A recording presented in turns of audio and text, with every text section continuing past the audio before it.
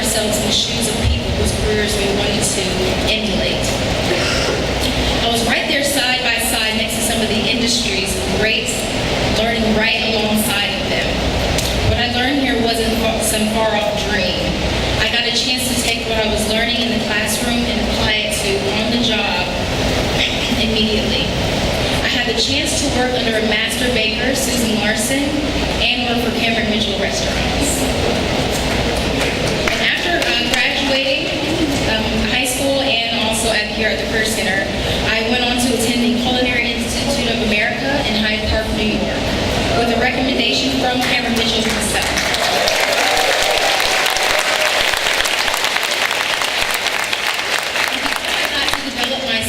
Before even graduating high school, I got a chance to do even more with my career. I even got a chance to put my culinary skills to the test on Fox TV's Master Chef, and got to represent my city, Columbus, among the top 21 contestants out of thousands who applied.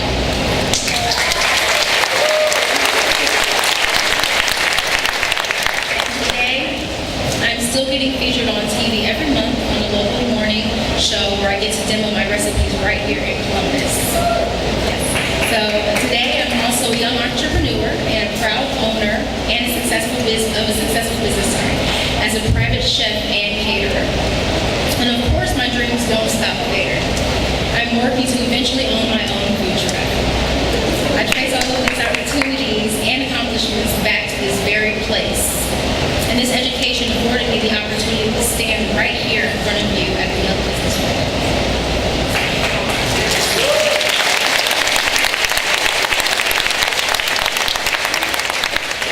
And I am beaming with excitement to stand before you to share a little bit about the awesome things that are happening right here in Columbus. But I am even more excited to have the honor of introducing another woman who has dedicated herself to never give up on your dreams. And here is to share her vision for our country. Please join me in welcoming the future President of the United States.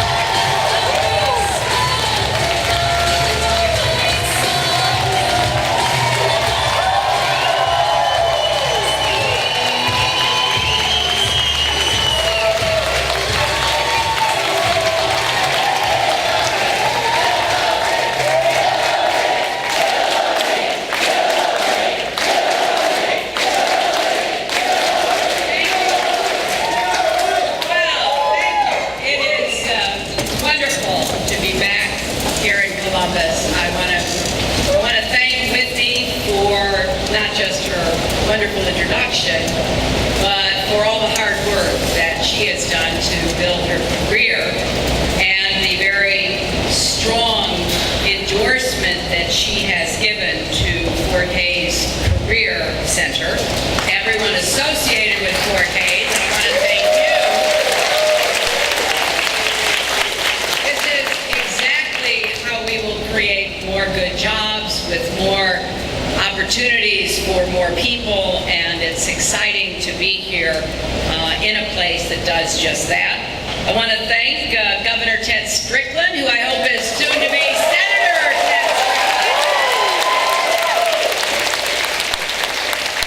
Chairman David Pepper of the Ohio Democratic Party, Zach Klein, President of the Columbus City Council, John O'Grady, President of Franklin County Board of Commissioners, and all of you for being here with me. I have to say I am pretty thrilled to be here for the first time speaking to any group like this as a grandmother of two.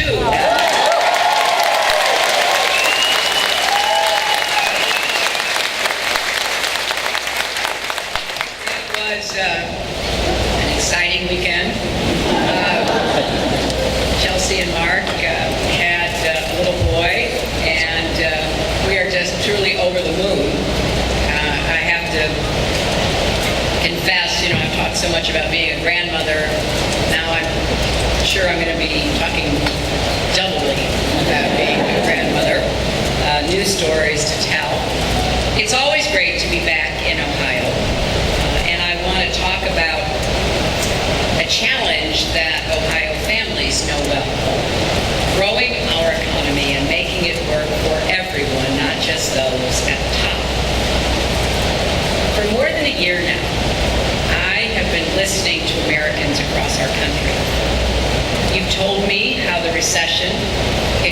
communities, how jobs dried up, home values sank, and savings vanished. And I have seen how hard you've worked to get back on your feet. If we've learned anything about the economy over the past 20 years, it's that a president's economic decisions have real consequences for families. President Obama was handled the worst financial crisis since the Great Depression. Thanks to his leadership and the hard work and resilience of the American people, we have seen more than 14 million private sector jobs created over the last 6.5 years. And here in Ohio, the auto industry has made a strong comeback.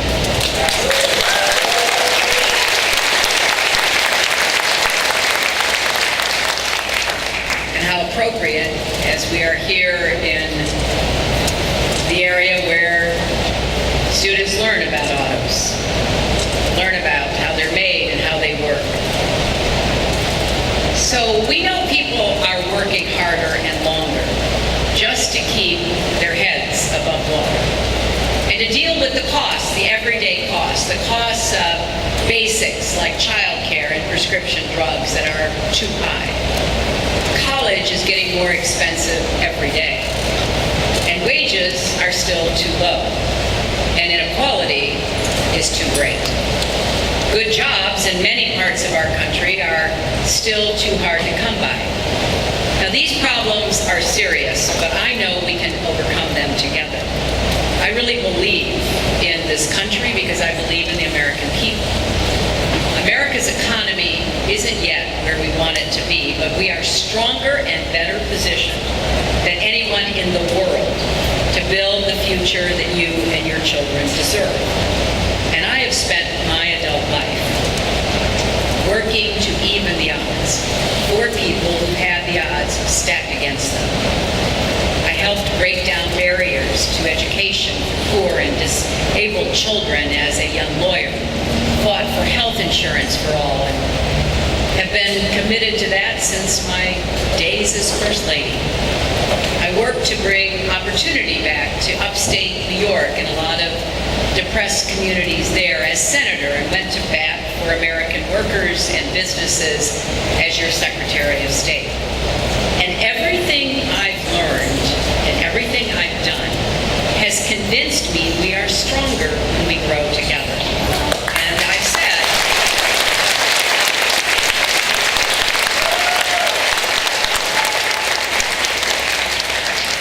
throughout this campaign that my mission as president will be to help create more good-paying jobs so we can get incomes rising for hardworking families across America. It's a pretty simple formula. Higher wages lead to more demand, which leads to more jobs with higher wages. And I've laid out a detailed agenda to jumpstart this virtuous cycle. And you can go to my website, HillaryClinton.com, and read all about it. And I do admit, it is a little wonky. But I have this old-fashioned idea that if you're running for president, you should say what you want to do.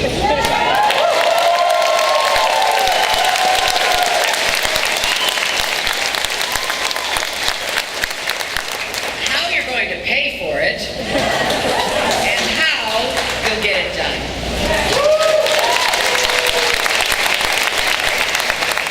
I actually sweat the specifics because they matter. Whether one more kid gets health care may just be a detail in Washington, but it's all that matters to that family worrying about their child.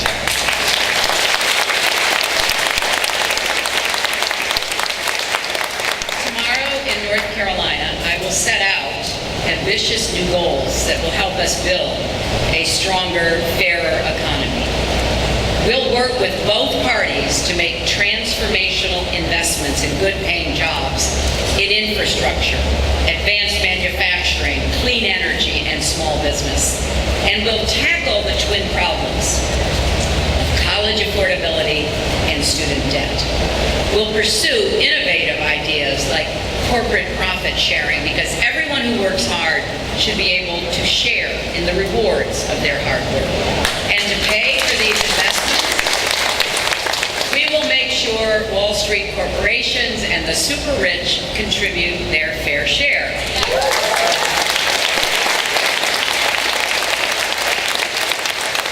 And through it all, we're going to make sure our policies match how families actually live, learn, and work in the 21st century.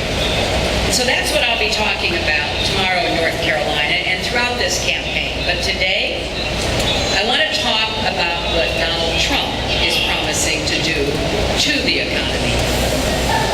After more than a year, it's important that he be held accountable for what he says he'll do as president. And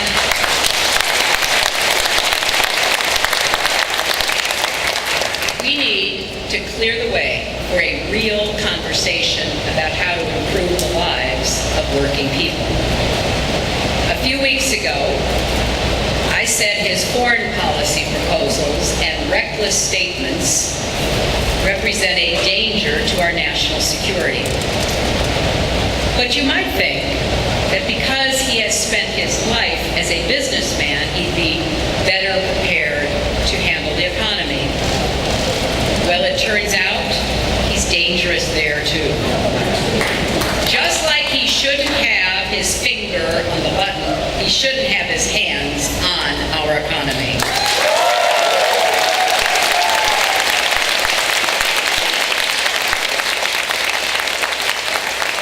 Now, I don't say that because of typical political disagreements. Liberals and conservatives say Trump's ideas would be disastrous. The Chamber of Commerce and labor unions, Mitt Romney and Elizabeth Warren, economists on the right and the left and the center all agree Trump would throw us back into recession.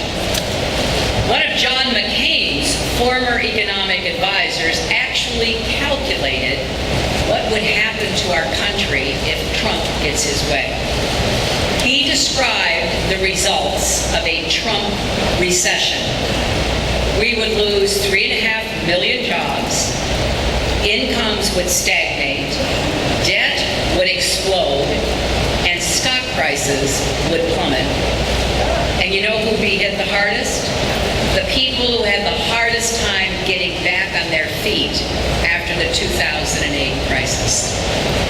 One of the leading firms that analyzes the top threats to the global economy, called the Economist Intelligence Unit, comes out with a new list of threats every month. It includes things like terrorism and the disintegration of Europe. And this month, number 3 on the list is Donald Trump becoming President of the United States. Just think about that. Every day we see how reckless and careless Trump is. He's proud of it. Well, that's his choice. Except when he's asking to be our president. Then it's our choice.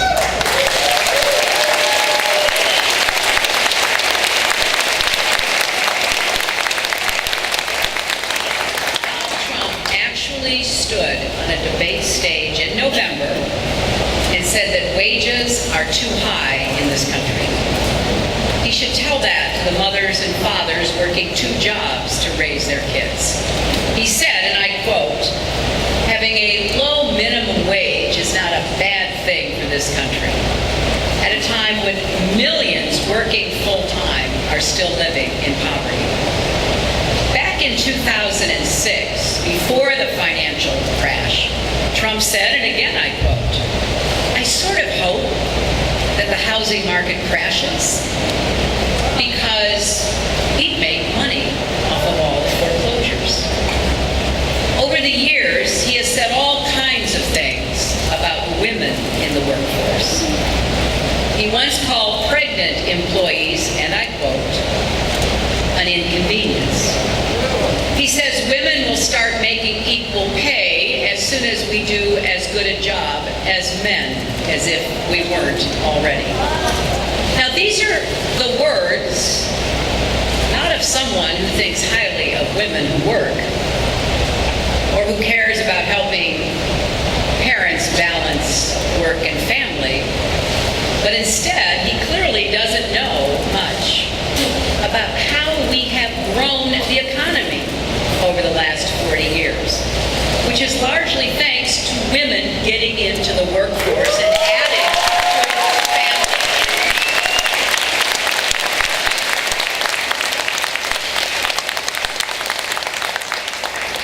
And he wants to end Obamacare, but has no credible plan to replace it or to help keep costs down. It really wouldn't be good for our economy, would it, if 20 million people lost their health insurance and we were back to absolutely skyrocketing costs for everything? It would be devastating to families. It would also be bad for the economy. Here's exactly what he's promising to do as president and why I believe it's wrong for America. First, there's his plan for Wall Street. After the 2008 crisis, President Obama fought to enact the toughest, most comprehensive set of Wall Street reforms since the Great Depression. They are designed to protect consumers and ensure that Wall Street can never again take the kinds of risks that crashed our economy the last time. So what would Trump do? He said he wants to wipe out the tough rules we put on big banks. He said they created, quote, a very bad situation. Well, he's got it backwards. The very bad situation was millions of families seeing their homes and savings disappear. He also wants to repeal the Consumer Financial Protection Bureau, the new consumer watchdog that Senator Warren helped create to protect families from unfair and deceptive business practices.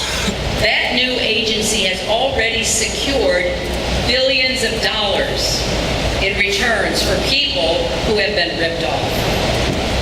Donald Trump wants to get rid of it. Trump would take us back to where we were before the crisis. He'd rig the economy for Wall Street again. Well, that will not happen on my watch. I can guarantee you.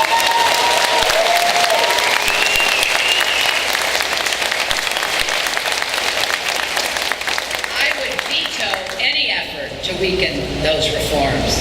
I will defend and strengthen them both for the big banks and the shadow banking system. And I will vigorously enforce the law because we can't ever let Wall Street wreck Main Street again. Now, second, there's Donald Trump's approach to our national debt. Now, I have a plan to pay for all my proposals because I take America's long-term financial health seriously. Donald Trump has a different approach. He calls himself the king of debt. And his tax plan sure lives up to that name. According to the Independent Tax Policy Center, it would increase the national debt by more than $30 trillion over 20 years. That's trillion with a T. It's much, much more than any nominee of either party has ever proposed. And economists describe it with words like, not even in the universe of the realistic. And how would he pay for all this debt? Well, he said, and I quote, I would borrow, knowing if the economy crashed, you could make a deal. It's like he said, you know you make a deal before you go into a poker game. Well, actually, it's not like that at all. The full faith and credit of the United States is not something we just gamble away. That could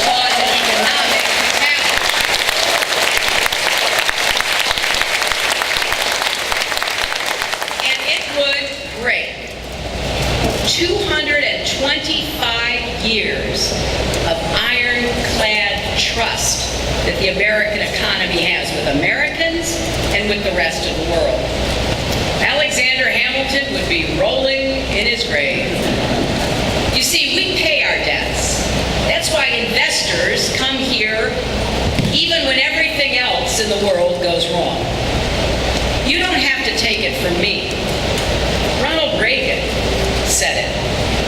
He said, we have a well-earned reputation for reliability and credibility, two things that set us apart from much of the world. Now, maybe Donald feels differently because he made a fortune filing bankruptcies and stiffing his creditors. I'll get to his business practices in a minute. But the United States of America doesn't do business Trump's way. And it matters.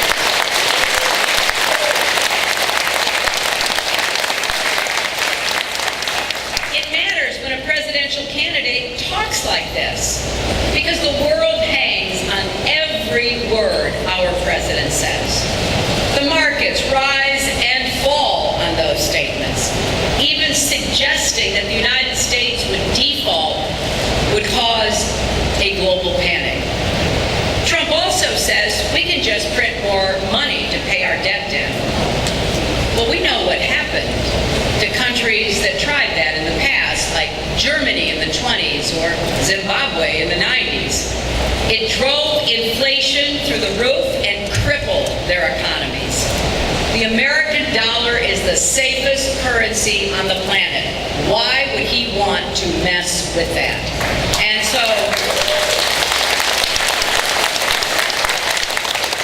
we have to stand up for our history. Democrats and Republicans have always understood this. We can't let these loose, careless remarks get any credence in our electorate or around the world. And finally, the Trump campaign said that if worse came to worse, we could just sell off America's assets. Really? Even if we sold all of our aircraft carriers and the Statue of Liberty, even if we let some billionaire turn Yosemite into a private country club, we still wouldn't even get close. That's how much debt he'd run up. Maybe this is what he means when he says, I love playing with debt. Someone should tell him our nation's economy isn't a game. The full faith and credit of the United States is sacred. We know what sound fiscal policy looks like, and it sure isn't running up massive debts to pay for giveaways to the rich. And it is not painful austerity that hurts working families and undercuts our long-term progress. It's being strong, stable, and making smart investments in our future. So let's set the right priorities and pay for them so we can hand our children a healthier economy and a better future. Now, third, there's Donald Trump's tax plan. You know, when I was working on this speech, I had the same experience I had when I was working on the speech I gave about foreign policy and national security. I'd have my researchers and my speechwriters send me information, and then I'd say, really?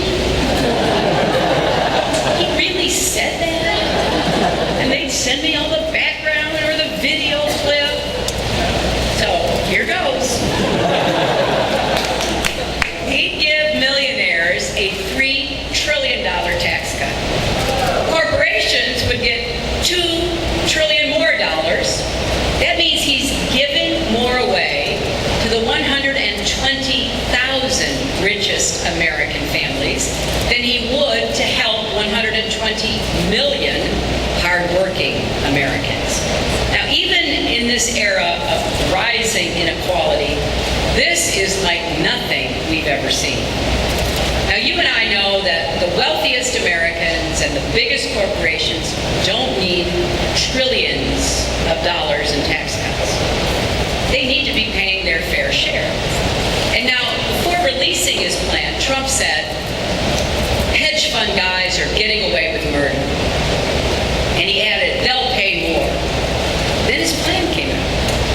And it actually makes the current loophole even worse. It gives hedge fund managers a special tax rate that's lower than what many middle-class families pay. And I did have to look twice because I didn't believe it. Under Donald Trump's plan, these Wall Street millionaires will pay a lower tax rate than many working people. And of course, Donald himself would get a huge tax cut from his own plan. But we don't know exactly how much because he won't release his tax returns. Now, every major presidential candidate in the last 4 decades has shown the American people their taxes.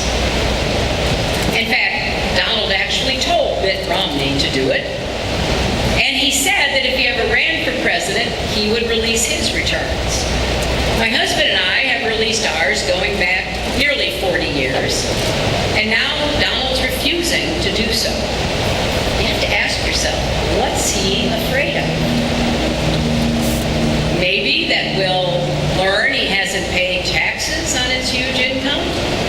We know that happened for at least a few years. He paid nothing or close to it. Or maybe he isn't as rich as he claims.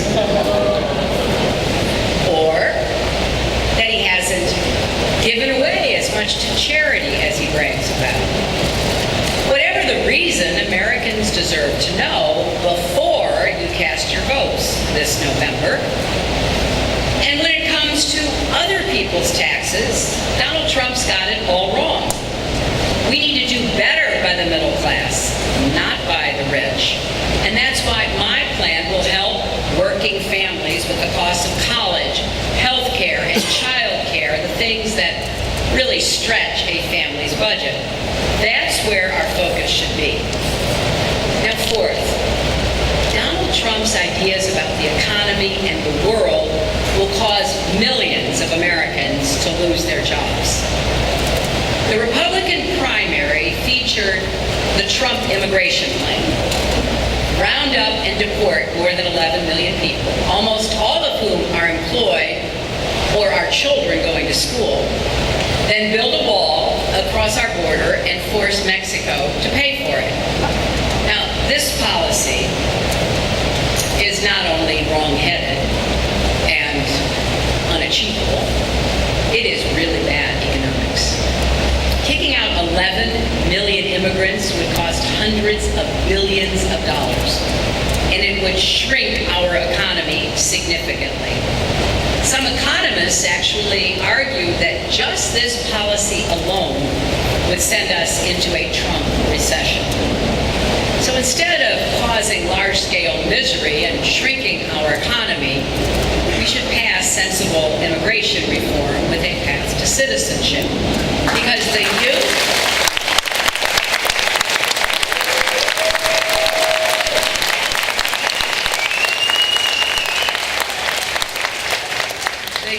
and diversity of our workforce is one of our greatest assets. Most of the rest of the world that we compete with is aging. So by staying, younger and fresher with talents that can be put to work, we're actually going to be in a stronger economic position in the next decades. We've always been a country where people born elsewhere could work hard, start businesses, and contribute to our growth. That makes us stronger and more prosperous. And then there's trade. I believe we can compete and win in the global economy. To do that, we should renegotiate trade deals that aren't working for Americans and reject any agreements like the Trans-Pacific Partnership that don't meet my high bar for raising wages or creating good-paying jobs. And I will be tough on trade enforcement, too. Because when China dumps cheap steel in our markets or unfairly manipulates currency, we need to respond forcefully. And at the same time, we need to invest more here at home.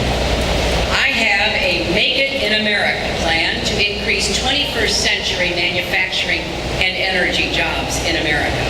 And we're going to build on the great ideas of Senator Sherrod Brown and invest $10 billion in manufacturing communities.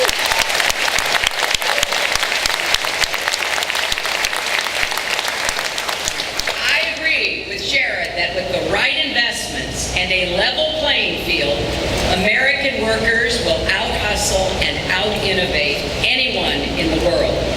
Now, Donald Trump makes big threats, but he has no serious plan to encourage manufacturing, innovation, or job creation in our country. And there is a difference between getting tough on trade and recklessly starting trade wars. The last time we opted for Trump-style isolationism, it made the Great Depression longer and more painful. And interestingly, Trump's own products are made in a lot of countries that aren't named America.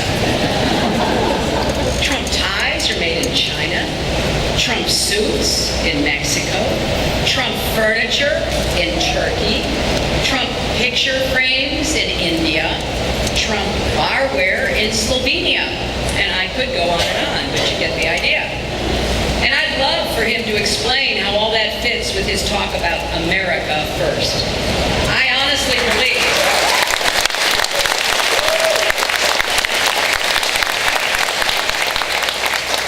that the difference between us is not just about policy. We have fundamentally different views of whether America is strong or weak. You see, I believe in the ingenuity and productivity of American workers. I know we can sell our products to the 95% of global consumers who live outside of our country. On the other hand, Donald Trump never misses a chance to say that Americans, that he's talking about us, to say that Americans are losers and the rest of the world is laughing at us.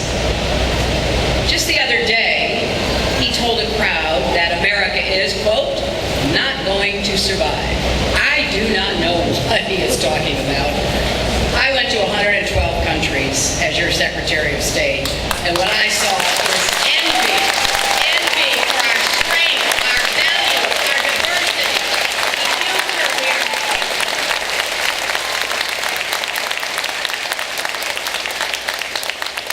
I just can't imagine how someone running for President of the United States could ever think that that is true. I do understand how frustrated, fearful, and even angry many people are, especially if you're underemployed or making a lot less than you used to, or worrying that your kids or your grandkids won't have the kind of good, solid, middle-class life that you did. And we haven't done enough to invest in our communities and in our people to make sure there are enough good jobs with rising incomes to create that good future for all of us. The answer is to do that, to bring people along on America's ride to prosperity that we all can share. Not try to turn the clock back, pretend we can't compete and decrease the jobs of the future. But those are his plans for the economy. Now, you may have noticed there's a lot missing. The king of debt has no real plan for making college debt payable back or making college debt-free. This is a crisis that affects so many of our people. He has no credible plan for rebuilding our infrastructure apart from the wall that he wants to build. Personally, I'd rather spend our money on rebuilding our schools or modernizing our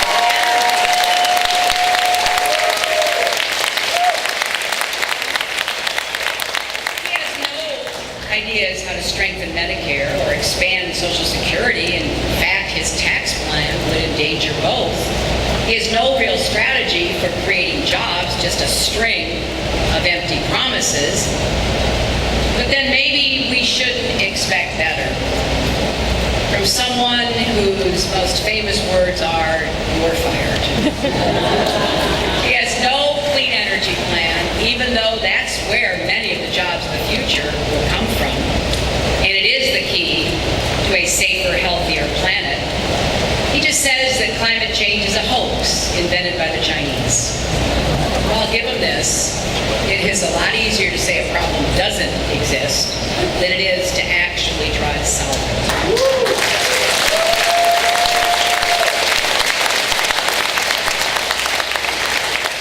And of course, he has no plan for helping urban and rural communities facing entrenched poverty and neglect. Every single one of these issues matter. They affect whether young people can go to college, whether single moms can support their kids, whether grandparents can have a dignified retirement. What could be more important? In the heat of a campaign, in a culture that rewards brevity and clever phrases on social media, it is tempting to give simple answers to complex problems. Believe me, I have been tempted. But I'm not going to do that because it really matters that you know what I believe we can and should do, so you can hold me accountable in the election and then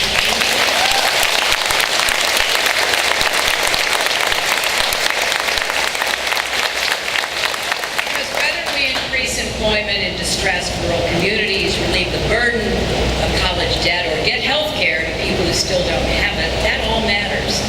And to me, that's the purpose of politics, to empower people in a democracy to have better lives, to make better choices, to seize opportunities, to give themselves and their families that pathway to the future. And one more thing.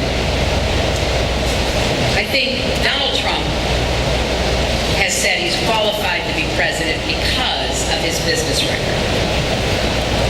A few days ago, he said, and I quote, "I'm going to do for the country what I did for my business." So let's take a look at what he did for his business. He's written a lot of books about business. They all seem to end at chapter 11.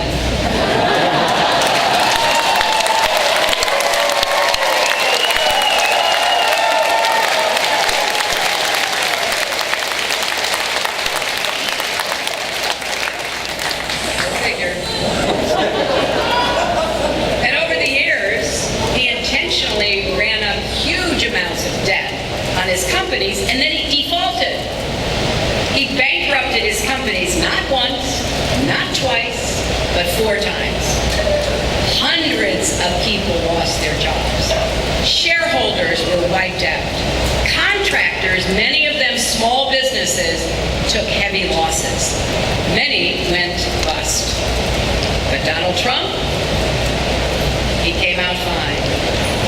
Here's what he said about one of those bankruptcies. "I figured it was the bank's problem, not mine. What the hell did I care?" He also says, "I play with bankruptcy." Everything seems to be a game with him. Well, it isn't for a lot of us, is it? Just look at what he did in Atlantic City. He put his name on buildings, his favorite thing to do. He convinced other people that his properties were a great investment, so they would go in with him. But he arranged it so he got paid no matter how his companies performed. So when his casino and hotel went bankrupt because of how badly he mismanaged them, he still walked away with millions, while everybody else paid the price. Well, today his properties are sold, shuttered, or falling apart. And so are a lot of people's lives. Here's what he says about that. "Atlantic City was a very good cash cow for me for a long time."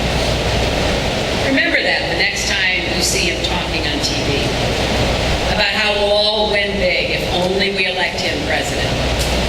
Now, he's trying to say he's changed. Somebody's told him he needs to say that he's not in it for himself anymore. He's really now in it for America. But he's doing the exact same thing that he's been doing for years. This is his one move. He makes over-the-top promises that if people stick with him, trust him, listen to him, put their faith in him, he'll deliver for them. He'll make them wildly successful. And then everything falls apart and people get hurt. Those promises you're hearing from him at his campaign rallies, they are the same same promises he made to his customers at Trump University. And now they're suing him for fraud. The same people he's trying to get to vote for him are people he's been exploiting for years. Because it's not just other investors, other rich people that he took advantage of. It was working people. He's been involved in more than 3,500 lawsuits in the last 30 years. And a large number were filed by ordinary Americans and small businesses that did work for Trump and never got paid. Painters, waiters, plumbers, people who needed the money and didn't get it. Not because he couldn't pay them, but because he could stiff them. Sometimes he offered them 30 cents on the dollar for projects they had already completed. Hundreds of liens have been filed against him by contractors going back decades. And they all tell a similar story. I worked for him. I did my job. He wouldn't pay me what he owed me. My late father was a small businessman. If his customers had done what Trump did, my dad would never have made it. So I take this personally. He says he's a businessman, and this is what businessmen do. Well, CNN pointed out that no major company has filed Chapter 11 more often in the last 30 years than Trump's casinos. So no, this is not normal behavior. There are great business people here in Ohio, in America. Brilliant, hardworking men and women who care about their workers and the people they do business with. And they want to build something that lasts. They're decent, they're honest, they're patriots. Some might even make fine presidents. And they would never dream of acting the way Donald Trump does. In America, we don't begrudge people being successful, but we know they shouldn't do it by destroying other people's dreams. And so,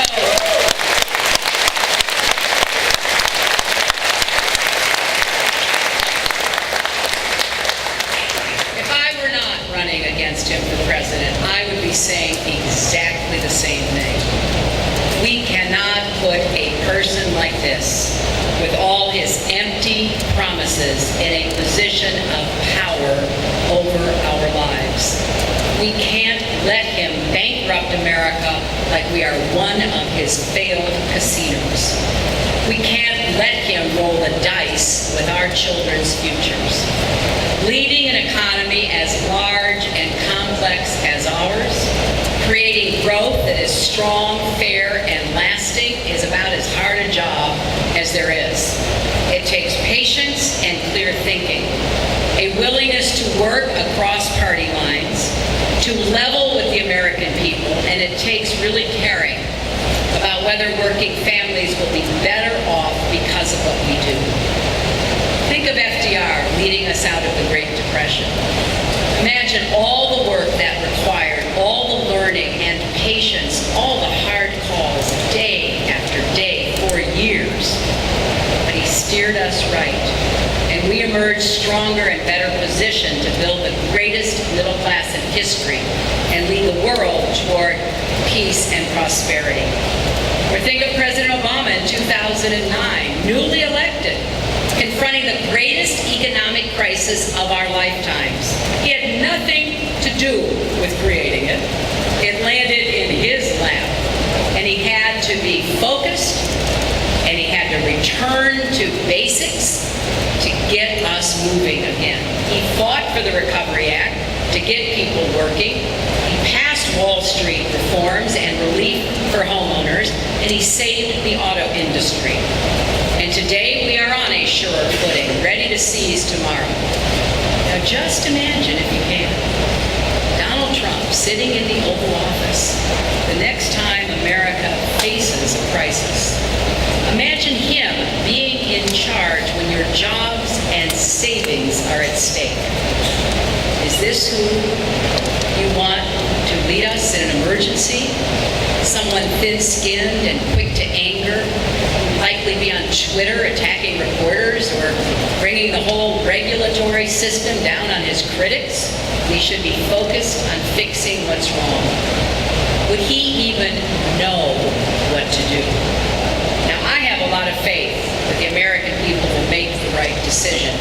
Making Donald Trump our president would undo much of the progress we've made and put our economy at risk.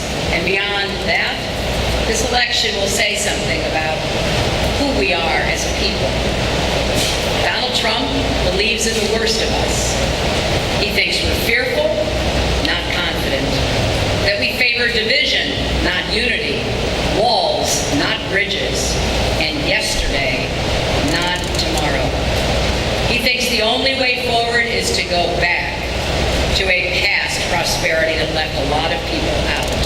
In fact, the only way forward is forward toward a 21st century version of the American dream with a modern economy and a shared prosperity where no one's left out or left behind. I believe in an America always moving forward.